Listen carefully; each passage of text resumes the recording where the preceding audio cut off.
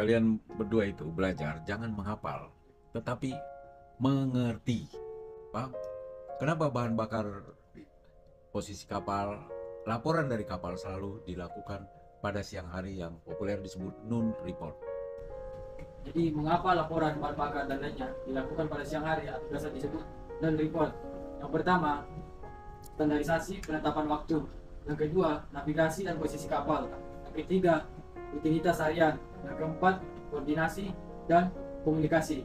Yang kelima, legalitas. Maka dari itu IMO mengaturnya, menetapkan dalam SOLAS chapter 5 regulasi 28 bahwa setiap kapal harus melaporkan posisi kapal, haluan, kecepatan kapal, dan kondisi di atas kapal. Ada cuaca, kecepatan angin, arah angin, gelombang, dan konsumsi di atas kapal. Konsumsi apa aja?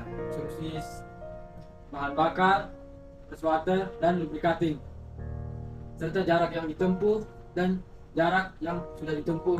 Jarak yang akan ditempuh Jarak yang akan ditempuh dan ETA. ETA. Jadi kenapa laporan siang hari disebut dengan non-report? Coba yuk pertegas lagi, Mr. Raffi. Saya akan. Pertama, tadi ada standarisasi penetapan waktu.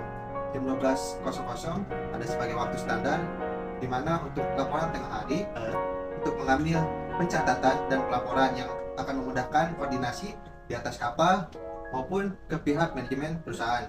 Yang kedua, navigasi dan posisi kapal. Sebelum masuk ke era digital, adanya GPS dan internet, pengambilan posisi kapal dilakukan menggunakan dengan alat konvensional untuk mendapatkan posisi kapal dengan metode baringan darat pada saat posisi kapal berada dekat dengan daratan, dan alat sextant untuk membaring saat matahari berada pada puncak tertinggi atau kulminasi matahari yang berada kira-kira jam 12.00 waktu setempat atau local time. Dan ini adalah waktu yang ideal untuk menentukan garis lintang bujur kapal dengan pengamatan matahari. Yang ketiga, rutinitas harian. Pada jam 12.00 ada waktu yang tepat di mana kru dapat merencanakan tugas mereka dengan teratur dan terstruktur. Yang keempat, komunikasi dan koordinasi. Jam 12.00 juga ada waktu yang tepat untuk transfer informasi dari kapal ke stasiun pantai yang nantinya akan diteruskan ke manajemen perusahaan. Maka dari itu, IMO mengaturnya dalam SOLAS chapter 5 regulasi 28 bahwa setiap kapal harus melaporkan setiap hari posisi kapal, haluan kapal, kecepatan kapal, kondisi kapal, cuaca, arah angin dan kecepatan angin, keadaan laut dan gelombang, konsumsi bahan bakar, lubricating oil, freshwater, jarak yang sudah ditempuh, jarak yang akan ditempuh, serta ETA. Itulah sebabnya mengapa non-report harus dilakukan pada siang hari atau tengah hari. Setiap harinya. Tadi disinggung mengenai pengambilan posisi menggunakan alat konvensional, jadi bisa dibaring. Itu kalau kapal dekat dengan daratan, jadi membaring pulau atau mercusuar, baringan dengan jarak juga bisa diambil dengan radar. Tetapi kalau sudah di tengah laut, harus menggunakan sextant untuk mendapatkan lintang tengah hari, biar dapat posisi kapal pada tengah hari tersebut. Kemudian singgung mengenai coast station atau stasiun pantai. Dulu kirim berita menggunakan telegrafi Morse.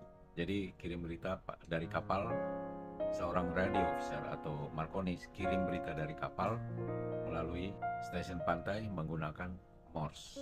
Kemudian diganti dengan radio teleponi, jadi menggunakan MFIF atau SSB untuk menyampaikan berita dari kapal. Kemudian ada Inmarsat A, Inmarsat B, Inmarsat M, ada Inmarsat C. Sekarang masih ada Inmarsat C di atas kapal.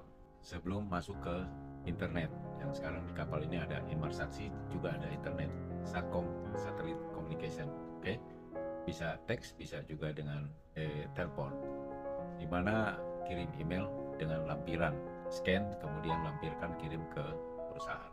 Jadi berita non report ini dimonitor oleh manajemen, tentunya si operator ini, si operation ini untuk mengelola kapal ini supaya bisa mendapat fasilitas mulai dari pandu apakah berlabuh atau langsung sandar dan bongkar muat.